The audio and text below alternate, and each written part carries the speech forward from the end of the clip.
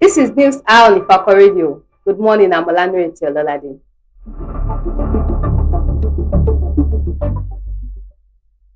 The major headlines. 500 widows receive lifeline from Honorable Adewale in Ifako Jai.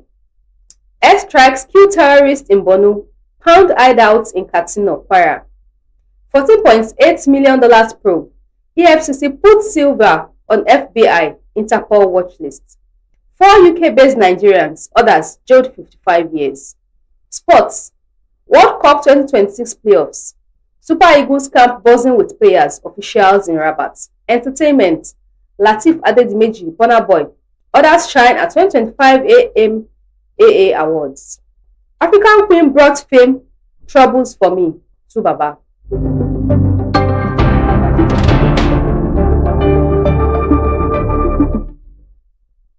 News in detail. 500 widows receive lifeline from Honorable Adewale in Ifako Jai. In a heartwarming gesture, Lagos State House of Assembly lawmaker Honorable Adewale Temitope Adedeji has empowered 500 widows in his constituency with food items and cash gifts. The donation, part of his Widows Empowerment Initiative, is aimed at easing the daily struggles of these women and improving their livelihoods. The event held at the Unity Center in Ifako Jai brought together widows from across the constituency, many of whom were overwhelmed with emotions as they received the support. Honorable Adewale reaffirmed his commitment to social welfare and uplifting vulnerable groups, stating that his gesture reflects his dedication to ensuring no one in his constituency is left behind. Alignment at the Ifako Jai constituency 01. The initiative is part of my responsibilities to continue to represent the people and to ensure that we give back to the people, especially those at the grassroots. This is one of the series of things that we've done. We have the educational initiative that we've done. This year we've given out 400 free GCE forms. We've given out 600 back to school materials, school bags, writing materials, uniform sandals. And just today again, we've given out 500 free health insurance to these are more than enough that we can do for the people. And we'll continue to do as long as we remain in office. Community leaders praised Honorable Adewale for his people-oriented approach to governance, noting that it has strengthened trust and unity within the constituency.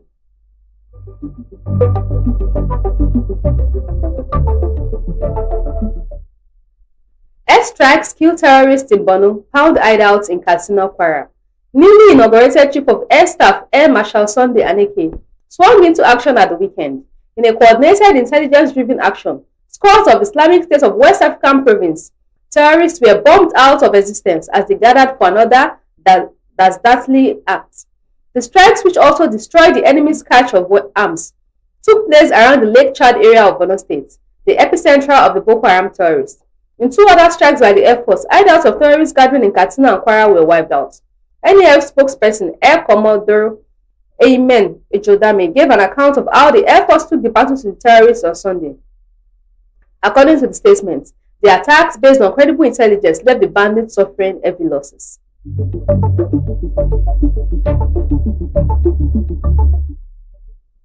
$14.8 million probe. EFCC put silver on FBI Interpol watch list.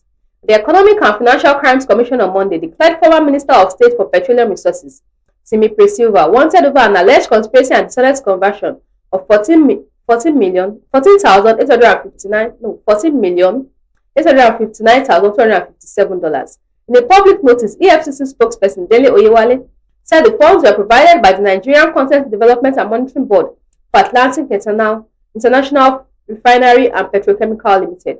Senior EFCC officials added that Sylvia has been placed on the watch list of the United States Federal Bureau of Investigation Interpol, United Kingdom Metropolitan Police and security agencies in Canada and other countries.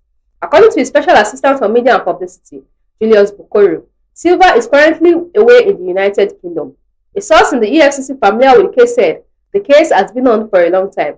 The former minister was visiting our office until he later stopped. So now that we have declared him wanted, he has also been placed on the watch list of the US FBI, Interpol, and other security agencies.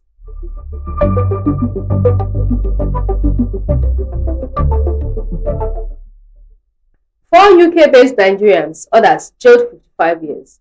Four Nigerians who were part of a phone robbery syndicate terrorizing the London metropolis have been sentenced to a combined jail term of 55 years by Kingston Crown Court in the United Kingdom. This was learned in a statement obtained from UK Metropolitan Police website on Monday.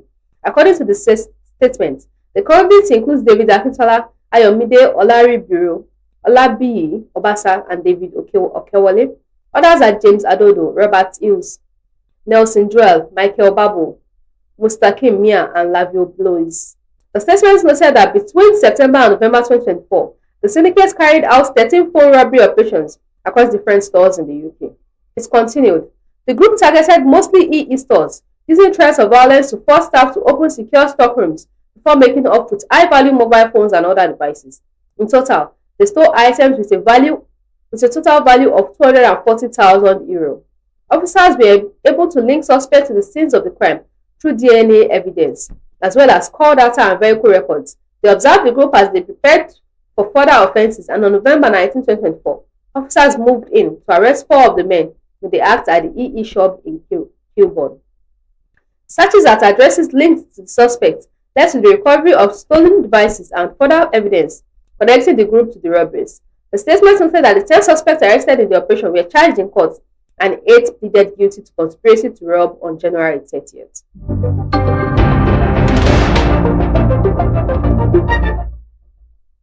Gaming Bill. Lagos sues National Assembly for contempt. The Lagos State government has approached the Supreme Court seeking leave to commence contempt proceedings against the National Assembly for allegedly violating a subsisting judgment of the Apex Court that declared federal legislation on lottery and gaming unconstitutional. In a motion filed by the Attorney General and Commissioner of Justice, Lagos is asking the court for permission to initiate judgment enforcement proceedings through the issuance of Form 48, a legal notice that precedes contempt or committal proceedings. Under Nigerian law, Form 48 serves as an official warning to a person or authority acting in defiance of a court order. Failure to comply after service may result in committal to prison.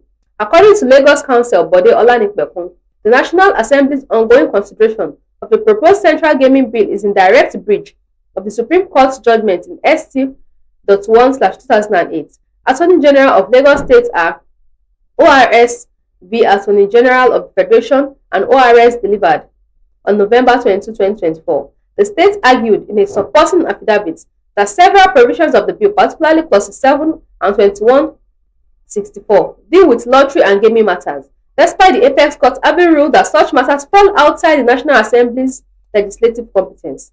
It said that clauses mirror those contained in the now voided National Lottery Act, with the court struck down in 2024.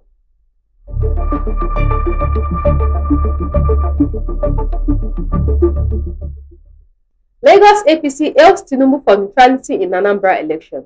The Lagos State chapter of the All Progressive Congress has commended President Bola Tinubu for defending Nigeria's democracy by maintaining neutrality in Saturday's Anambra governorship election. The party's spokesman, Mr. Sheye Oladejo, gave the commendation in a statement on Monday in Lagos. According to him, Tinubu's stance demonstrates his commitment to credible elections and deepening democracy.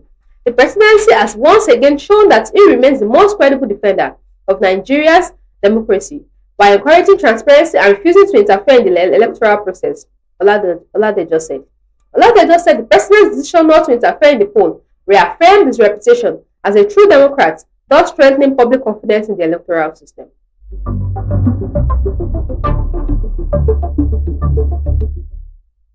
Mob bombs Lagos immigration checkpoints after stray bullet hit woman.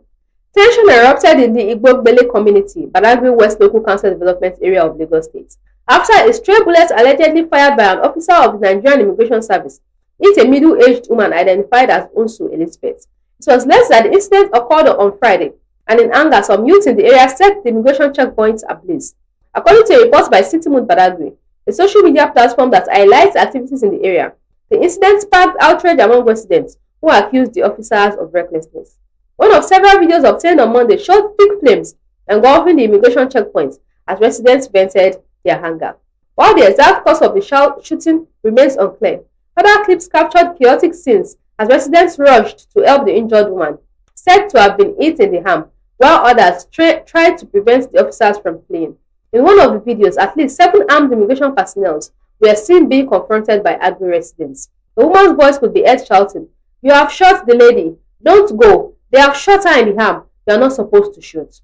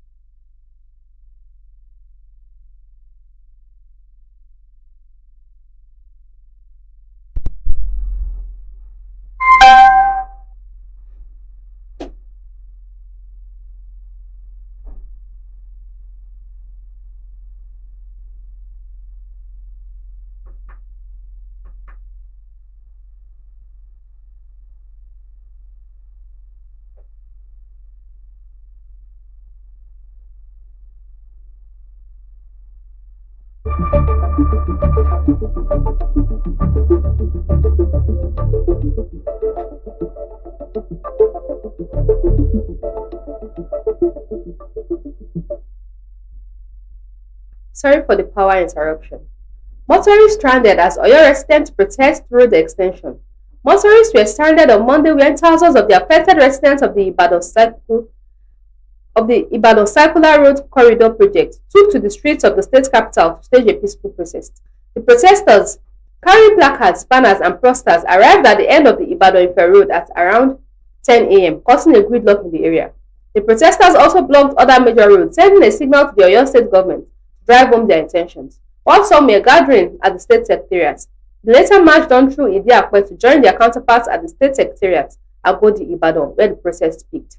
Our correspondents observed that the arrival of the protesters led to a temporary shutdown of the secretariat, as the protesters were denied access, while visitors and those who had business interests suffered delays till the protest ended.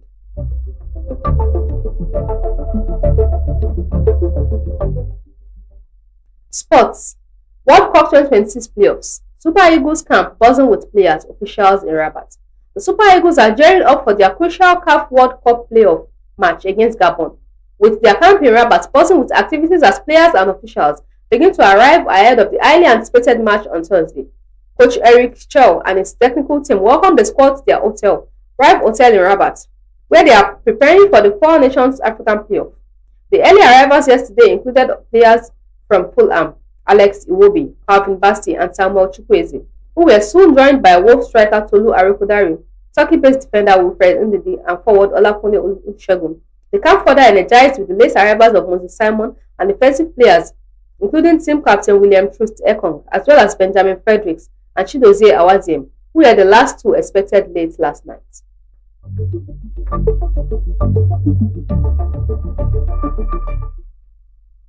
Entertainment. Lateef Adedimeji, Burna Boy, others shine at 2025 AMAA Awards. The 2025 African Movie Academic Awards celebrated the best of African cinema, with several films and individuals taking home prestigious awards. The 21st edition of the Continental Film Awards took place on Sunday at the Balmoral Convention Center, Ikeja, GRA, Lagos, celebrating some of Africa's finest filmmakers and actors. Three Cold Dishes, a multilingual thriller co-produced by Burna Boy and Osas Ighodaro, emerged as a big winner, taking home awards for Best Nigerian Film and Best Young Promising Actor for Ruby Akubweze. Lateef Adedimeji was recognized for his outstanding performance in Lisabi, The Uprising, winning Best Actor in a Leading Role. Tina Umba also shone in The Serpent Gift, earning Best Actress in a Supportive Role.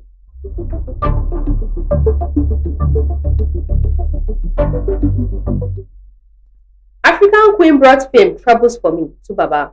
Nigerian music legend Two-Face Idibia has opened up about the bittersweet nature of his hit song African Queen. Speaking on the entertainment and lifestyle show, he described it as both a blessing and a burden in his decades-long career. He said, "That song has been a huge blessing and it don't turn to problem join for me, you know. But like I said earlier, I'm grateful for everything." The 2004 classic catapulted him to international fame, earning him numerous awards and cementing his status as one of Africa's biggest music exports.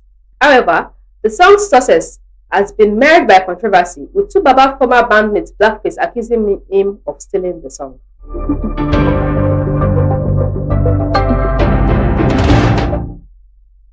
Recap of the major headlines. 500 widows receive lifeline from Honorable Adewale in Ifako Jai.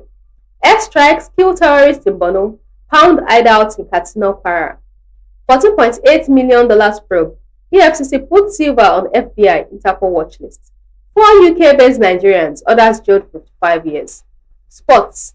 World Cup 2026 playoffs. Super Eagles camp buzzing with players, officials in Rabat. Entertainment.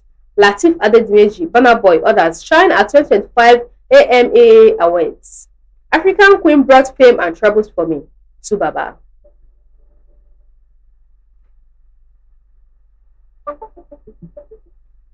Follow us on all our social media handles. Facebook at Ifako Radio, YouTube at Ifako Radio, WhatsApp at Ifako Radio, X at Ifako Radio, Instagram at Ifako_radio. For news reporting, contact us at ifakoradio@gmail.com or call or WhatsApp 091-2222-7433.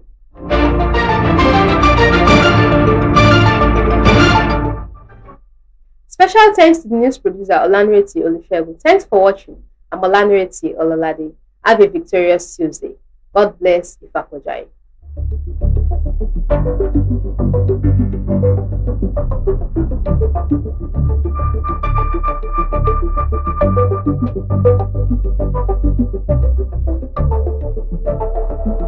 Looking for reliable brand for import and export, logistics and cargo services, ticket booking, or general merchandising? At Divine and Grace Enterprises, they specialize in seamless global trade, efficient cargo handling, top-notch travel support, and trusted merchant services.